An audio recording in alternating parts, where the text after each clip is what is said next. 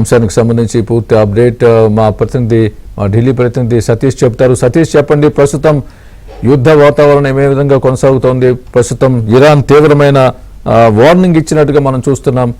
ఈ యుద్ధాన్ని అమెరికా మొదలుపెట్టింది, మేము ముగిస్తామని చెప్పి తీవ్ర పదజాలంతో వార్నింగ్ ఇవ్వడం జరిగింది. మీ దగ్గర ఉన్న పూర్తి అప్డేట్ ఏంటి? ఏ విధంగా ఉండే అవకాశం ఉంది పర్యవసానాలు? ఇరాన్ దేశంపై అటు ఇజ్రాయెల్ మరోవైపు అమెరికా సహితం కూడా సంయుక్తంగా కూడా ఆపరేషన్ కొనసాగుతుంది.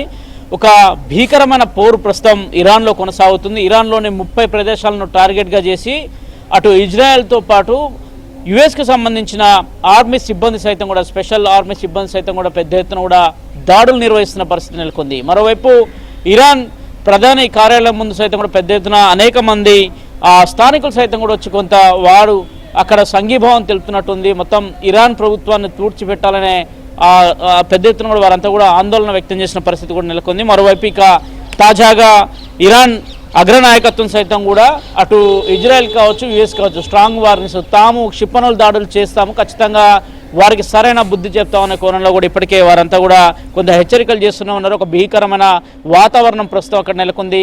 మరోవైపు బెహ్రాన్ నుంచి అనేక మంది ఎయిర్పోర్ట్లలో ఉన్న వారంతా కూడా తిరిగి వారి నివాసాలకు వెళ్ళిపోవాల్సిందిగా, ముఖ్యంగా బంకర్లో తలదాల్చుకోవాల్సిందిగా కూడా వారికి స్పష్టమైన ఆదేశాలు కూడా జారీ చేశారు. మొత్తం ఇరాన్లో అనేక ప్రాంతాలు మొత్తం 30 చోట్ల కూడా కొంత రెడ్ మార్క్ చూపిస్తున్న పరిస్థితి నెలకొంది. మొత్తం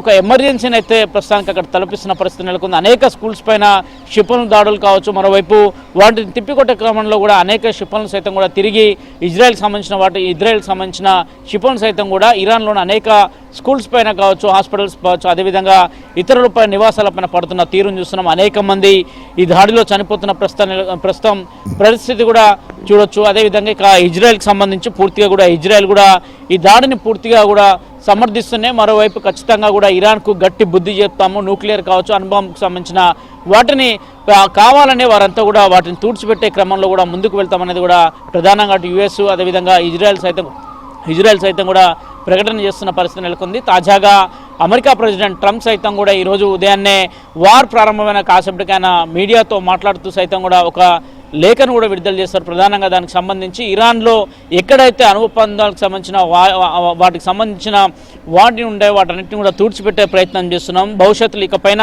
ఇరాన్ అట్లాంటి వాటికి ఒడిగట్టకుండా ఉండేందుకు చర్యలు చేపడతామని కూడా చెప్తున్న పరిస్థితి నెలకొంది. ఇజ్రాయెల్ సైతం కూడా అదే ధీటుగా అటు యుఎస్తో కలిసి నేరుగా ఇరాన్ పైన దాడి చేసినప్పుడు కూడా మరోవైపు యుఏఈకి సంబంధించి పెద్ద ఎత్తున అక్కడ కూడా ఆపరేషన్స్ కూడా యుఏఈకి సంబంధించి ఇటు ఇరాన్కి సంబంధించిన షిప్లు సైతం కూడా కొన్ని యుఏఈ ప్రాంతాల్లో పడుతున్నాయనేది కూడా అటు సౌదీ అరేబియా లాంటి కంట్రీలు సైతం కూడా కొంత అప్రమత్తంగా ఉన్న పరిస్థితి నెలకొంది. ముఖ్యంగా భారత్ ఈ కోణంలో ఆచితూచి అడుగులు వేసిన పరిస్థితి నెలకొంది. ఇటీవలనే ప్రధాని మోదీ నేరుగా ఇజ్రాయెల్ పర్యటనకు వెళ్లారు.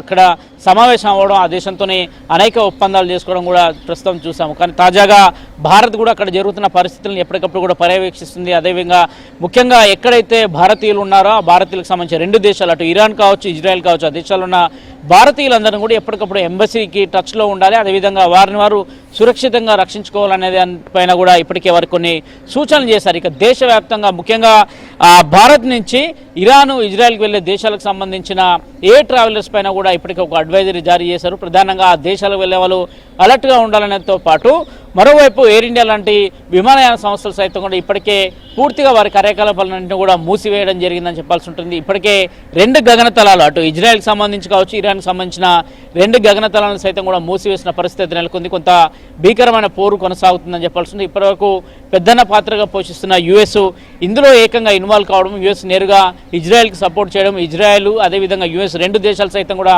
ఇరాన్ను టార్గెట్గా చేయడంతో కొంత భీకరమైన పరిస్థితులు అక్కడ అయితే నెలకొన్నాయని చెప్పాల్సి ఉంటుంది. ఇక ఈ రాత్రికి ఇదే విధంగా యుద్ధం జరిగితే గాక తీవ్ర నష్టం వాటిల్లే అవకాశాలు కూడా చాలా స్పష్టంగా కనిపిస్తున్నాయి. ఇప్పటికే ఇరాన్లో అనేక ప్రాంతాలు కూడా నేలమట్టమైన పరిస్థితి నెలకొంది. ఆర్మీకి సంబంధించి కావచ్చు, వారి రక్షణ రంగానికి సంబంధించిన అధికారులు కావచ్చు, అదేవిధంగా ఇతర కార్యక్రమాలు నిర్వహిస్తున్న అధికారులు సైతం కూడా అనేక మంది వేలాదిగా ఇందులో మృతి చెందారనేది కూడా అటు ఇజ్రాయెల్ కూడా ప్రకటన చేస్తున్నప్పటికీ కూడా ఇప్పటివరకు అయితే స్పష్టంగా ఇరాన్లో ఎంత మేర ఇరాన్కి నష్టం జరిగింది, అదేవిధంగా ఇరాన్ ఈ దాడులన్నింటినీ కూడా తిప్పి కొడతామని చెప్తున్నప్పటికీ కూడా ఒక రకంగా యుఎస్ సపోర్ట్తో ఇజ్రాయెల్ ఏ విధంగా యుఎస్కు ఏ విధంగా సపోర్ట్ మద్దతు ఇస్తుంది, దాని ద్వారా ఏ విధంగా ఇరాన్ దాని ఫలితాలు ఎదుర్కొంటుందని కూడా చూడాల్సి ఉంటుంది. ముఖ్యంగా ఆయిల్ నిల్వలతో ప్రపంచంలోనే ఇతర దేశాలకు సైతం కూడా ఆయిల్ని సరఫరా చేస్తున్న ఇరాన్ లాంటి కంట్రీ ఇప్పుడు ప్రస్తుతం అనేక ఇబ్బందులు ఎదుర్కొనడం చాలా స్పష్టంగా అర్థమవుతుంది. ఎందుకంటే ఇప్పటి వరకు ఆ దేశానికి సంబంధించిన అధ్యక్షుడు ఎక్కడ ఉన్నారు, ఆయనను ఎక్కడ సురక్షితంగా దాచిపెట్టారనే కోణంలో కూడా ఎక్కడ బయటికి రాని పరిస్థితి నెలకొంది. కానీ దీనిపైన